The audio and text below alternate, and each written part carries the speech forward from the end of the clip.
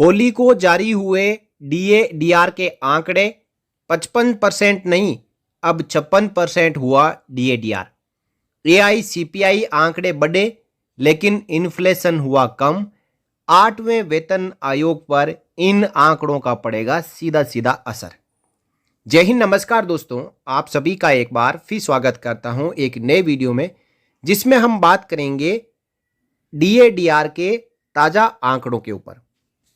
13 मार्च 2025 को यानी होली के दिन भारत सरकार के labour and employment labour bureau की ओर से एआईसीपीआईएन के जनवरी 2025 के आंकड़े जारी कर दिए गए हैं।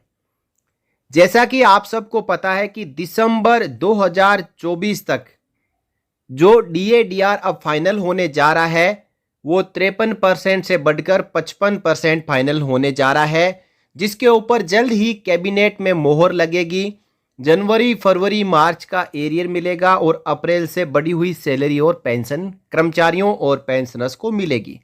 इंतजार था जनवरी 2025 के आंकड़ों का, जो 28 फरवरी 2025 को जारी होने थे, लेकिन 13 दिन की देरी के बाद 13 मार्च 2025 को ये आंकड़े जारी हो चुके हैं। अब दोस्तों, इन आंकड़ों के जारी होने के बाद महंगाई में क्या असर पड़ा, जो डीएडीआर में कितनी छलांग लगेगी, ये सब आंकड़े देखने वाले हैं। तो consumer price index for industrial worker 2016 यानी 2016 के नियम के आधार पर जारी होते हैं और जनवरी 2025 के जारी हो चुके हैं, जिसको लेकर ये प्रेस रिलीज जारी किया गया है। देखिए इसमें क्या लिखा है।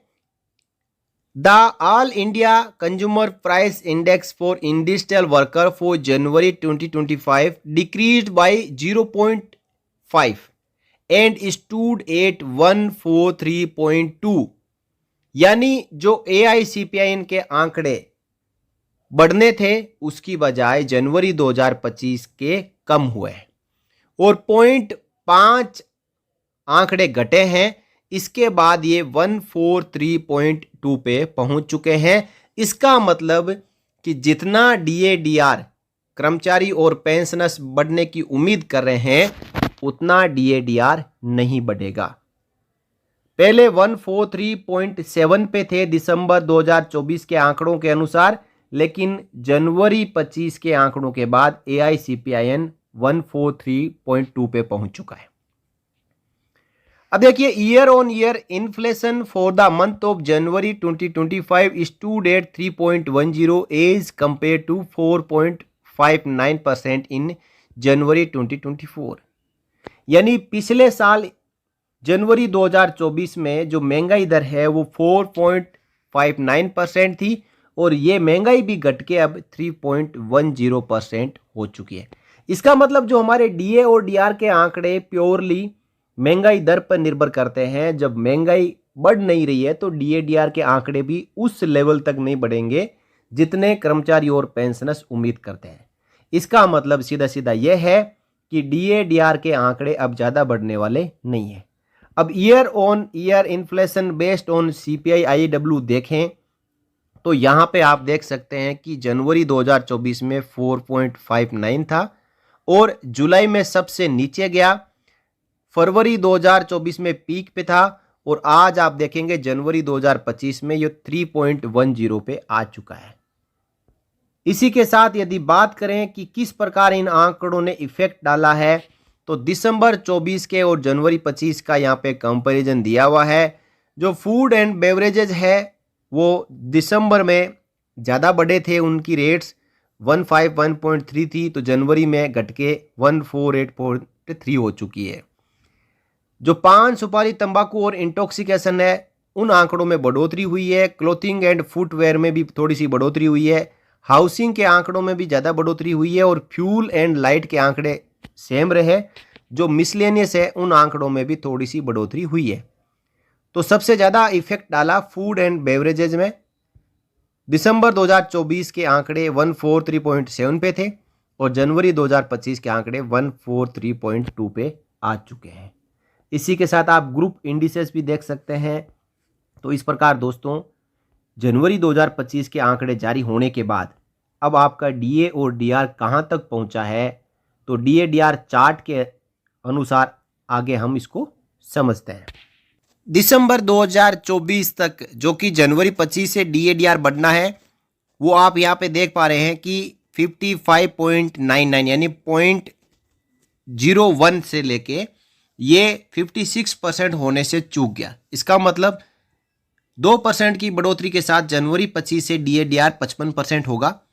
और अब जो आंकड़े आप देख पा रहे हैं कि 143.7 से 143.2 हो चुके हैं, इसका मतलब 55 से केवल 1% की बढ़ोतरी जनवरी 2025 महीने के दौरान हुई है। और अब फरवरी, मार्च, अप्रैल, मई और जून के आंकड़े आगे आने के बाद ये तय होगा कि जुलाई 2025 से डीए डीआर में कितनी बढ़ोतरी होगी।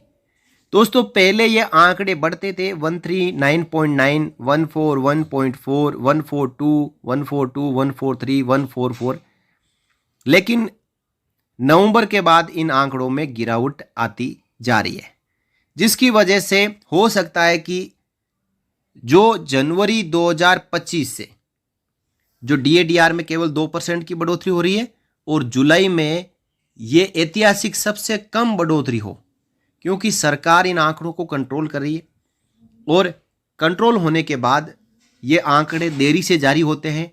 जो आंकड़े हर महीने की लास्ट तारीख को जारी होने होते हैं, उनमें अब 10 से 15 दिन की देरी की जाती है। और इन देरी के पीछे ही एक बड़ी वजह है, इन आंकड़ों पर सरकार द्वारा कुछ न कुछ कंट्रोल जरूर किया जाता है। अब ये आंकड़े इसी प्रकार कम होते गए तो इसका सीधा असर 8वें वेतन आयोग पर पड़ेगा, क्योंकि 8वें वेतन आयोग पर जनवरी 2026 तक के आंकड़े लिए जाएंगे, यानी दिसंबर 2025 तक जो एआईसीपीएन के आंकड़े हैं उनके मुताबिक फिटमेंट फैक्टर तय होगा। अभी अंदाज लगाया जा रहा था कि 62% डीए-डीआर जनवरी 2026 तक हो जाएगा, लेकिन यदि इसी प्रकार आंकड़ों में गिरावट आई तो ये 57 या 58% यानी 1.58 का फिटमेंट फैक्टर तय हो रहा है।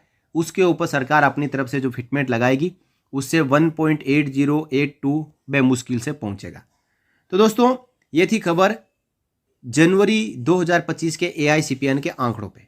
जानकारी आपको अच्छी लगी हो तो आप वीडियो को लाइक जरूर करें और शेयर जरूर करें। साथ ही साथ आप कमेंट में ये बताएं कि ये डीए-डीआर के आंकड़े जो कम हो रहे हैं, लगातार इनमें गिरावट आते जा रही है, क्या इसके पीछे सरकार का हाथ है या फिर महंगाई दर ही कम हो रही है। आप मार्केट में सामान खरीदने जा रहे हैं, आपको क्या लग रहा है कि क्या महंगाई कम हो रही है या नहीं? कमेंट करके जरूर बताएं। साथ ही साथ चैनल को सब्सक्राइब जरूर करें। फिर मिलेंगे अगले वीडियो में आपसे जुड़ी हुई और जानकारियों के साथ। तब तक के लिए जय हिंद, जय भारत, वंदे मातरम।